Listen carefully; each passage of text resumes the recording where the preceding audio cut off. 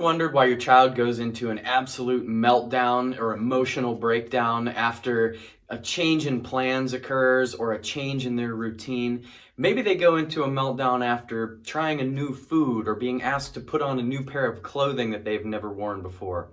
Do they have trouble falling asleep? Do they lay there at night and just have trouble shutting their brain off and falling asleep, and then they wake up tired and cranky because they didn't get a good night's rest? Well, if that's your kid, then you're going to want to watch this video, because we're going to be talking today about why they may be struggling with those things. They may have what we call sensory processing disorder. And in this video, I want to share with you what sensory processing disorder is, and more importantly, how we can help, and how we can help calm the brain so that their body and the kids are able to process these senses more effectively. So, sensory processing disorder is becoming very, very common in today's world. In fact, 1 in 6 kids, and that number keeps growing, has some sort of sensory processing disorder. And if you think about it, we live in a society, in a world where we are getting so much stimulation. There's very few moments in time where kids, or even us as adults, our brain is not getting information, not getting sensory input from cell phones to iPads to mobile headphones to TVs to music. There's so many different things. In fact, if you don't believe me, okay, I challenge you, after you're watching this video, or sometime when you have a chance, put yourself into a room, okay, whether it's your office, whether it's your bedroom at home or whatever, and turn everything off. No TV, no cell phone, no earbuds, no Apple iPods, no Apple Watch, no nothing. Do not check your emails. Do not check your text messages. No listening to Spotify or podcasts. And just see how challenging it is for you to simply, for 10 minutes, sit in complete silence. And I promise you, that will be more challenging than it sounds. Because in our world, we are in the moment's notice getting stimulated by things all around us. Okay, we are able to instantaneously receive an email. We are able to instantaneously receive and respond to a text message. We can simply talk into our watch and respond. And that is why, one of the reasons why, it is very common to be overstimulated. When you take into account all the stimulation our brain is already getting, compare it to 100 years ago, we didn't have all this external stimulation coming to our brain. Now, for kids, when you talk about sensory processing, we take into account the fact that they are already getting all this stimulus, and now you factor in how their nervous system is actually responding and how their nervous system is actually handling all the stimulations that their brain is receiving. And with sensory processing disorder, what that is a nervous system, a brain and central nervous system that is already overstimulated due to things like the birth process, the stress related to school, the stress related to diet, the stress related to how often kids are, when they're learning how to walk, they're falling down, they're bumping their head, they're learning to ride their bike, they're crashing, they're playing sports. All of those stresses of life are adding up to stimulate the nervous system more than what it should be. And then you compound that with the external stimulus that we're getting just in the world today, and it causes a brain that is just constantly all over the place. Okay? That is sensory processing disorder. So when a kid is trying to sit in class and focus, they're not able to, their brain is going 100 miles an hour because they're already overstimulated. You talk about a kid that is like the examples I talked about at the beginning of this video, where they are used to a routine and then its plans change. They're already overstimulated. You add extra stress due to a change in plans or a change in routine, and bam, they handle that change in routine with emotions, emotional outburst, emotional dysregulation.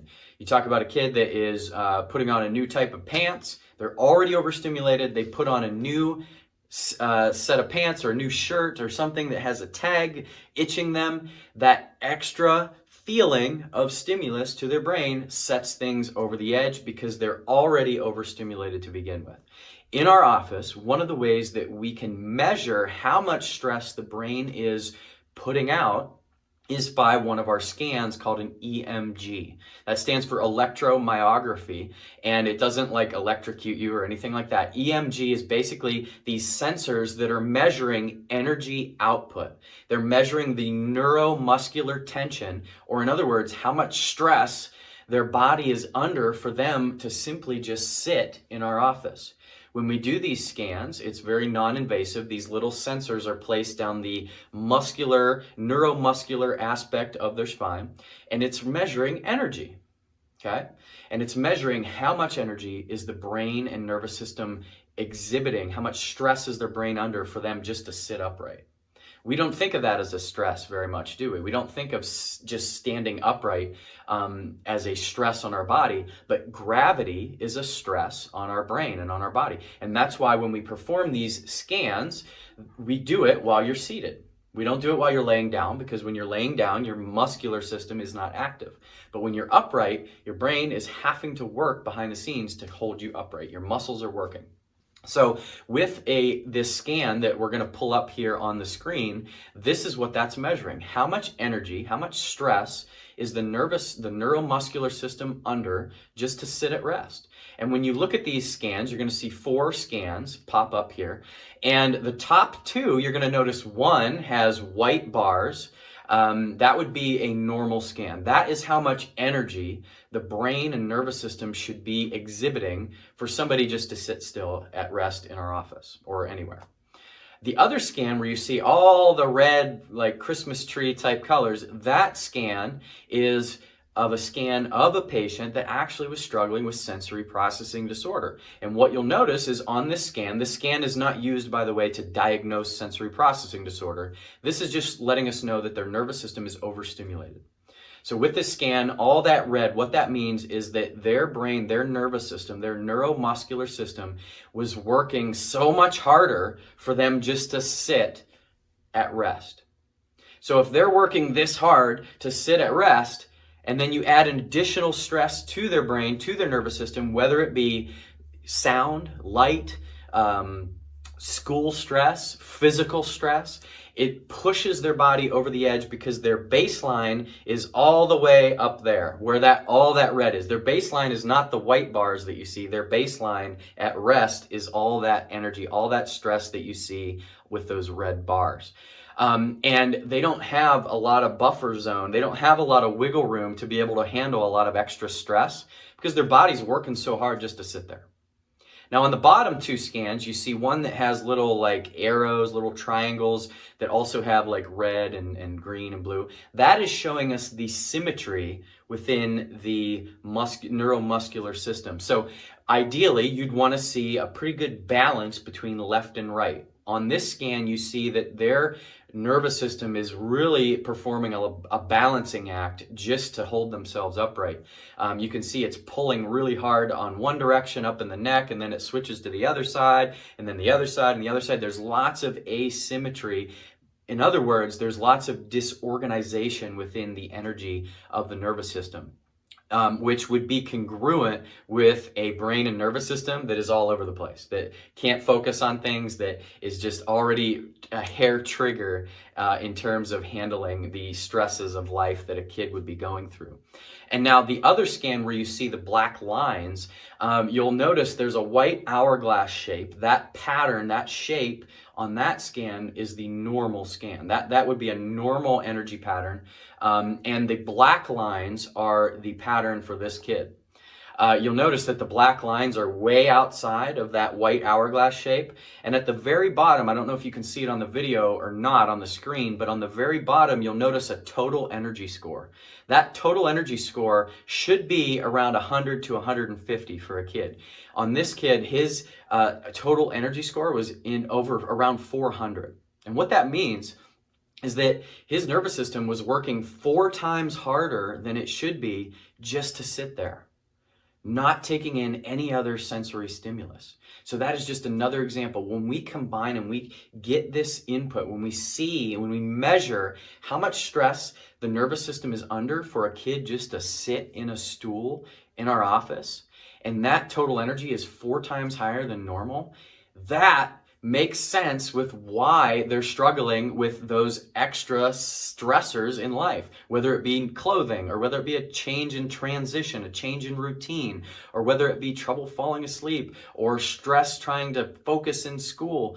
All of those things are very hard to do, not because a kid has a diagnosis of sensory processing or whatever, but because their nervous system is overstimulated already. So when you add additional stress, it doesn't have the capacity, their nervous system doesn't have the capacity to handle any extra stress. There's no wiggle room in their nervous system. So in our office, when we do a scan and we see a scan like we showed here on this video, our goal in our office is not to treat sensory processing disorder. It's we got to calm the brain. We got to calm the central nervous system down. And with a patient that has scans like we showed in this video, if we can get that total energy down, if we can improve the symmetry within that neuromuscular system, if we get that total energy down from 400 to down into around 150, that is where you're going to see the results that you aspire to see as a parent.